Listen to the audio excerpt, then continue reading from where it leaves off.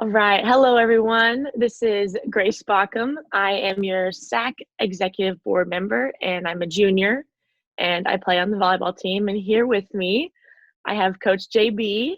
Hello.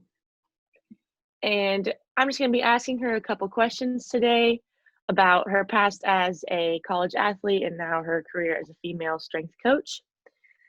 So first off, Coach, what part of Jewell reminds you of your old school? So I actually went to two colleges. I went to a junior college and then I transferred to a 4-year. So both were small schools. My junior college, we had about 600 students. And then at my 4-year, we had about 5,000, which is obviously bigger than Jewell, but smaller than like a big Division I university. So being at both schools, it was like a family community atmosphere.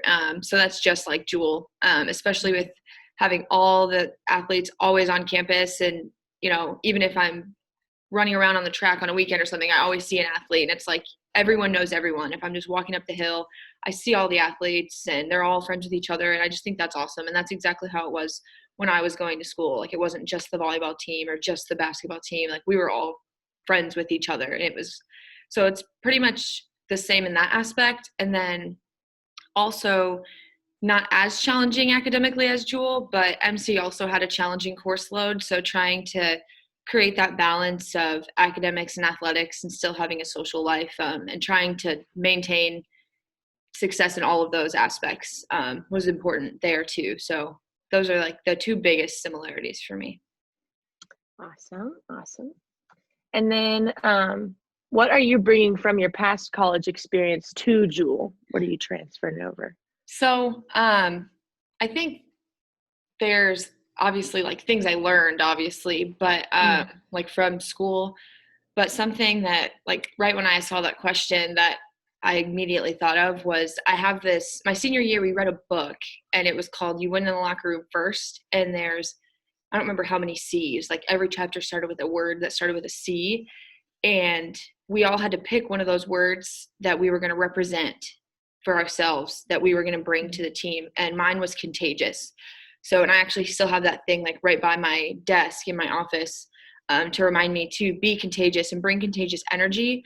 So that's something that I've really kind of done ever since I've played volleyball. Like, I've always been like a more quiet person, which you might not think now, but I've always been more of like reserved. And I was never like the star athlete per se, but I was always like, when I stepped on the court, like I was the slap the ground, high five everyone, like hype man. So I think that's something that I've definitely tried to bring here, especially now in my second year that I'm, like I know all the athletes, I know a lot of the staff, I'm just a lot more comfortable.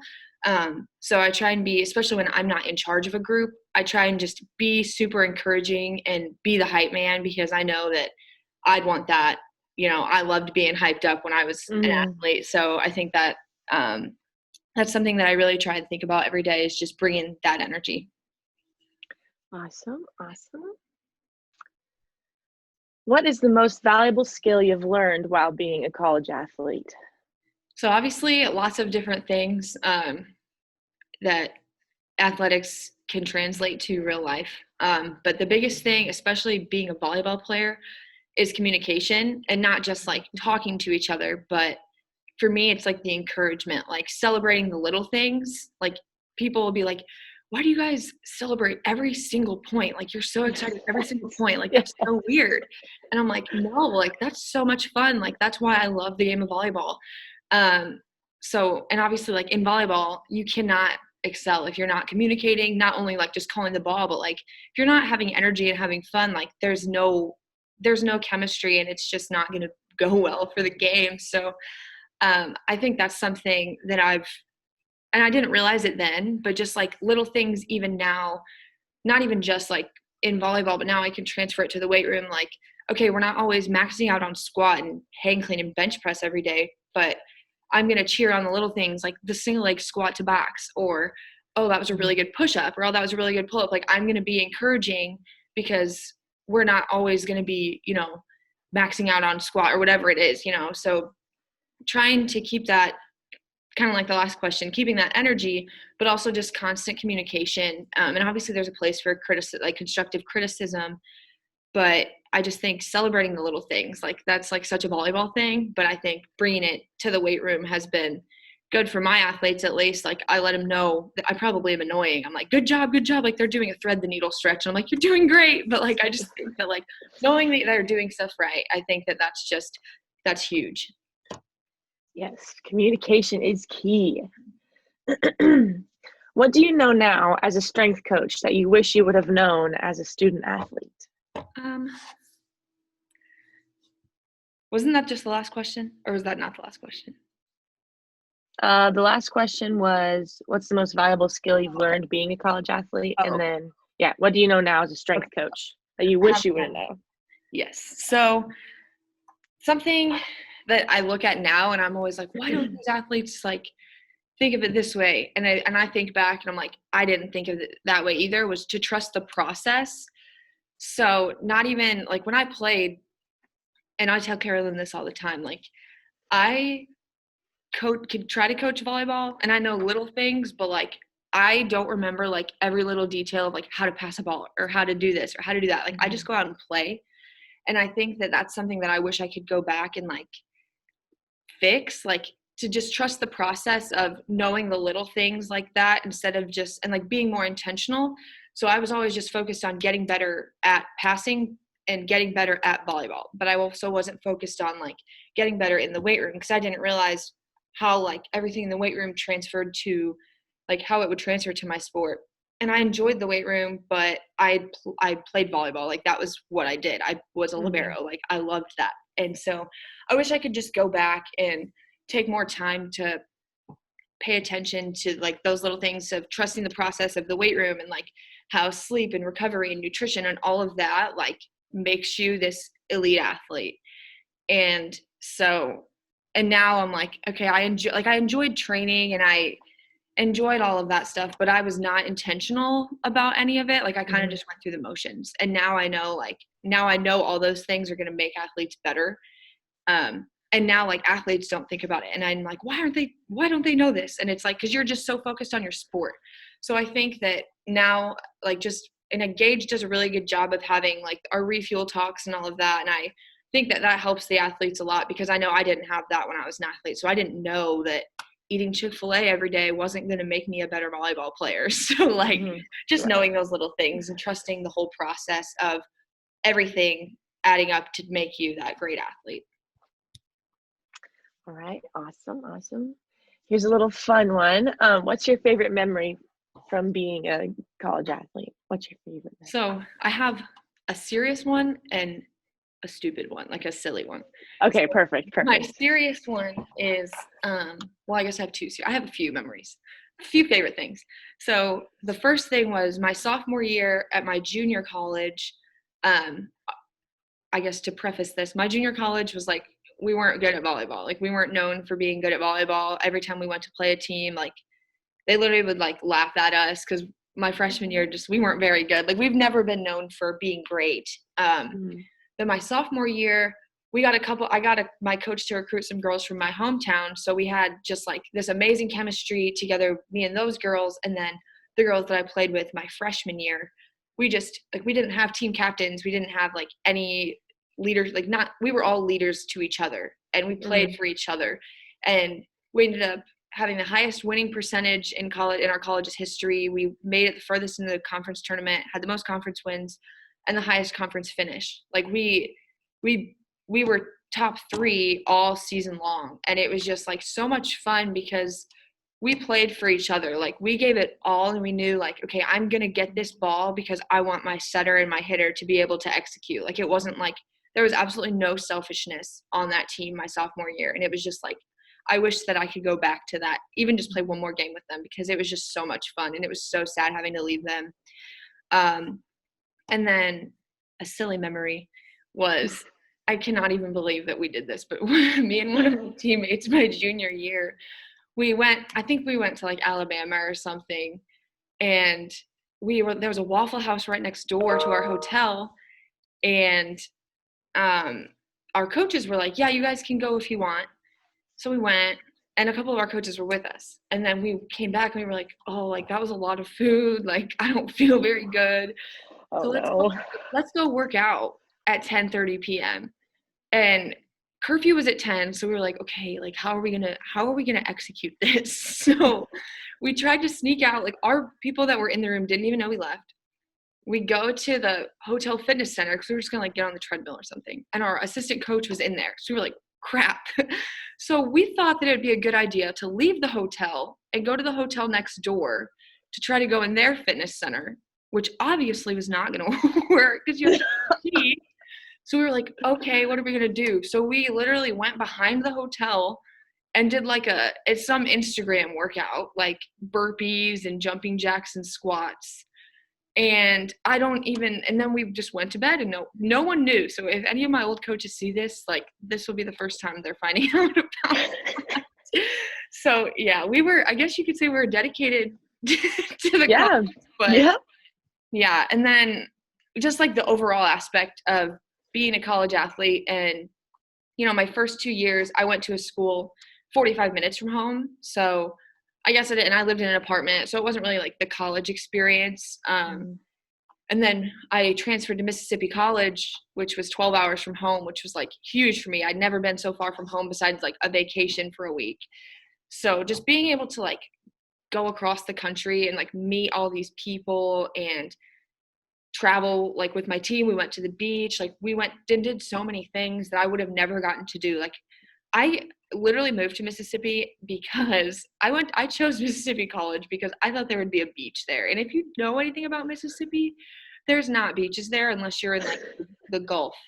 And I was in central Mississippi, in Jackson, Mississippi. Oh my goodness. So, but I can't say that I regret going at all. Like going across the country on a whim, like knowing no one. I knew one person there, and that was definitely like the best decision to do. So yeah. Good. Okay. And what made you choose a career in strength and conditioning, and what made you choose Jewell? So this one might be kind of long. It's okay. That's okay. So I never had a strength coach. Like in high school, we had like a weightlifting class, but it was mostly just like the football players and like the guys. So we never did that. And then at my junior college, we didn't have a strength coach. So once I went to MC, like I got these summer workouts sent to me and I was like, this is crazy. Like they just give us workouts. Like that's so cool. And it actually I ended up having a female strength coach my junior year. But then I had gotten injured, and that's really when I started like loving the process of being in the weight room. But I wasn't like I said earlier, I wasn't like loving the process of it making me a better athlete. I just like wanted to be freaking strong because I had 2 ankle surgeries. So I was on a scooter for forever. So all I could do was like upper body stuff. So me and this girl would just like compete and like dumbbell bench and like to see who could get stronger. And it was so much fun because our strength coach like pushed us to do that. And then my senior year, we got another strength coach, and she was also a female. And she is just full of energy. And like, she also played college volleyball. She was a libero. So I just like immediately looked up to her because I was like, holy crap, like she is jacked. She's freaking energetic and happy and played volleyball. Like I want to do that. But I didn't know like the process, like if I was like on the right track. Like I was getting an exercise science degree, but I didn't know if like I was too late to do internships and all of that stuff. So I ended up being able to get an internship with our strength coach my last semester. And our director and Coach Bell, the female strength coach, they helped me so much. Like, no, I didn't necessarily like learn, programming and all of that because I had no idea what went into all of that. Like learning like programming and exercise selection for all these different sports. Like I didn't know how much went into it. So I was like, this is so cool. I want to learn more. And just trying to ask as many questions as I could that semester. And then I ended up with an internship at Kentucky last summer, which that was where it really all like, because, like after your senior year, sometimes you're not sure exactly what you want to do. So going into that internship, I was like, yes, like this is definitely what I want to do. Like this is awesome. And then I chose Jewell because finding a graduate assistantship is not easy, especially in strength conditioning. It's a rising field. Like a lot of people are trying to get into it. And And so I just literally applied for every single internship. I probably sent like 100 emails. Every internship, every graduate assistantship that was on the CSCCA website. And Jewell was one of the few that called me back.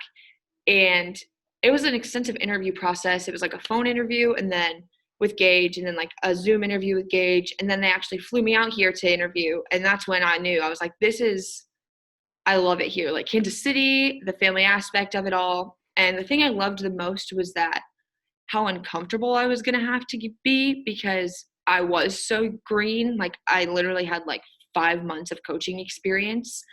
And I knew coming here that I was going to just be thrown into the fire. Like he was going to give me teams and I was probably going to have no freaking clue what I was doing, but I was going to have to embrace it. And, that's how you learn. And you don't learn by staying comfortable. You don't get better by staying comfortable and doing 6 internships and not being in charge of something. So that was something last summer that I had to decide was, okay, do I take this graduate assistantship and put myself in the fire and just go for it, or play the safe game and take a couple years off of school and go get a few D1 internships and get those experiences? And yeah, that'll look good on a resume, but having like Kentucky and Duke and Indiana and all these big schools on there, but like I don't think that really speaks for like your ability to actually coach. So I don't know. I think that was the best thing I could have done for myself, because I'd always been a person that kind of stuck with the comfortable. So I think like just pushing myself into that uncomfortable situation. And I mean, I think it turned out pretty well. So, and obviously having Gage there to guide me through it all. He knew, like, he was like, I know that I'm hiring you as a very green coach. Like he didn't expect me to know everything, which was really helpful because he guided me along the way and still guides me along the way. So that's another thing about Jewell, just like the family aspect, like everyone is there to help you. So yeah, I would never turn back. I'm so happy with my decision to come here, and I'm sad that it'll soon be over. Yes. Well, I can speak for everybody, I think, and we think you do a great job and we appreciate you a lot. And we're glad that you're here too. Yay. But that was actually our last question. And I just want to thank you again for taking time out of your day to talk to me. I know a bunch of athletes are excited to hear about this interview. So Yay. Thank you very much, JB, and I'll see you later in the weight room. Yeah. Have a good day. Thank you, you too.